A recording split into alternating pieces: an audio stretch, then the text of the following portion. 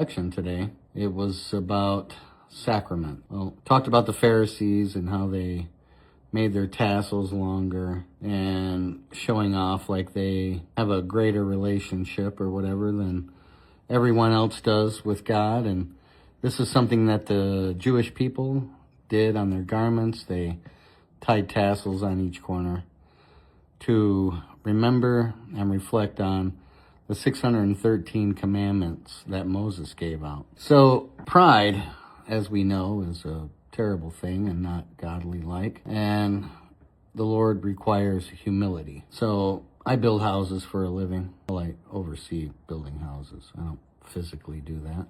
But I oversee other people building their houses. And I could sit around and go, yeah, you know what, I'm great at building houses. But the truth be told is that I don't build the houses. And if it weren't for the people that did, I wouldn't be any good at any of it because I don't physically do it. So when we practice humility, it means doing so when you're talking to people. And I'm sure all of us have heard that, oh, that was great. You did really great. But it makes me think of Barry Sanders. So I'm from Detroit. Every time he scored a touchdown, he just gave the ball to the referee like he had actually done it before. Now, act like they, just scored their first touchdown. It's exciting, of course, but what happened to the humility, Yep, scored a touchdown. That doesn't mean I need to, act like I, just save the world. So when you're talking to others and spreading the message, do it with some humility.